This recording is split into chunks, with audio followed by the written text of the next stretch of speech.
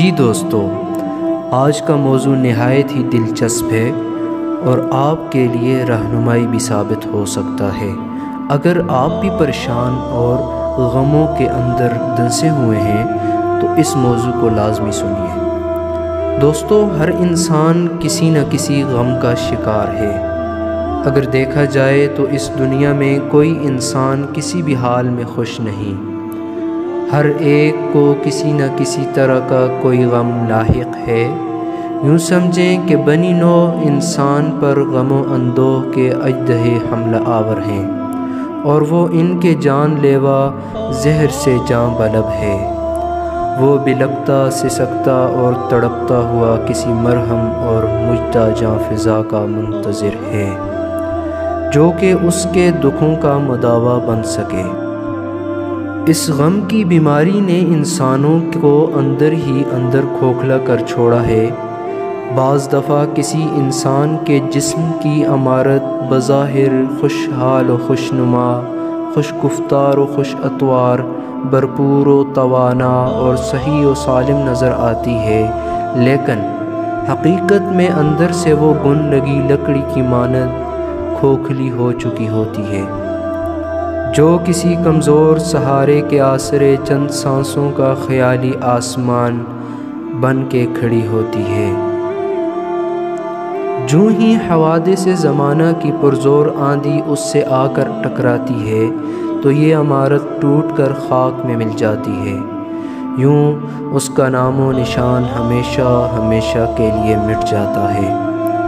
سوال یہ پیدا ہوتا ہے کہ یہ غم کا مرض کیوں کر نسل انسانی پر حملہ آور ہوتا ہے؟ اس لیے کہ حضرت انسان جب اللہ اور اس کے آخری رسول صلی اللہ علیہ وسلم سے دور ہو جاتا ہے، ان سے ناطہ توڑ لیتا ہے، شریعت کی روشنی سے منہ موڑ لیتا ہے، تو غم و اندوہ کے سانپ اس پر یکبار کی حملہ آور ہو جاتے ہیں اور اس کو شدید زخمی کر کے ادموا کر چھوڑتے ہیں۔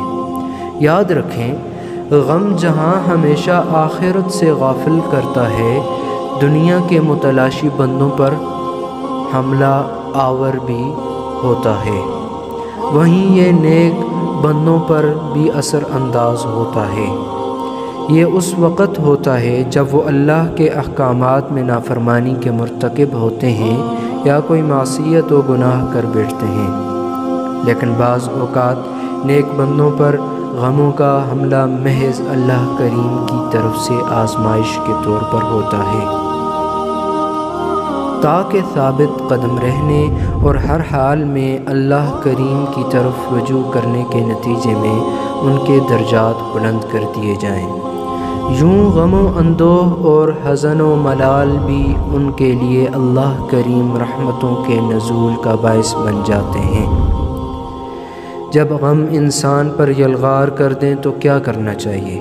اصل مسئلہ یہ ہے، دنیا داروں اور آخرت فراموشوں نے ایسے مواقع پر اپنے خالق و مالک کی طرف رجوع کرنے کی بجائے مزید مختلف ذرائع اور طرق سے معصیت و گناہ کے ارتکاب کو ہی غم اور حزن و ملال کا شافی علاج سمجھ رکھا ہے۔ یہ سراسر شیطانی دھوکہ ہے، کیونکہ اس طرح تو انسان مزید غموں کے بھنور میں گر رہ جاتا ہے۔ ایسے تکلیف دہ مراحل میں کتنے ہی نادان انسان غموں کے دفعہ اور تدارک کے لیے شیطانی ہتھ کنڈوں کا شکار ہو کر رہ جاتے ہیں۔ کچھ تو غموں کو بھلانے اور دفع کرنے کے لیے شراب پینے اور منشیات کے بے دریغ استعمال کو غموں سے خلاصی کا باعث سمجھتے ہیں۔ بعض لوگ غموں کو ہلکا کرنے کے لیے صنف نازک کی پلکوں اور زلفوں کی چھاؤں میں عافیت تلاش کرتے ہوئے بدکاری کا شکار ہو جاتے ہیں۔ بعض نادان غموں کو رفع کرنے کے لیے مال و دولت کا ناجائز ذرائع سے حصول اور خرچ ہی اس کا علاج سمجھتے ہیں۔ حقیقت میں یہ سب طریقے شیطان کی پیروی کی طرف اور غموں کی دلدل میں مزید دھنسنے کی طرف لے جاتے ہیں۔ غموں سے نجات حاصل کرنے کے لیے اور غموں سے نجات حاصل کر کے دنیا کو گلستاں، شبستاں اور پربہار کیسے بنایا جا سکتا ہے۔ اگر آپ کو بھی کسی قسم کا غم لاحق ہے تو آج ہی سے اسلام کو اپنا لیں اور پریشانیوں، غموں، دکھوں، تکلیفوں، کلفتوں، رنجشوں، قدورتوں کے کانٹوں کو اپنے جسم و روح سے نکال کر جنت نظیر زندگی گزاریں اور آخرت کے میدان کی طرف کامیاب سفر کریں۔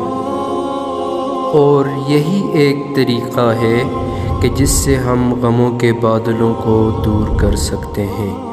اللہ ہمارے حالات پہ رحم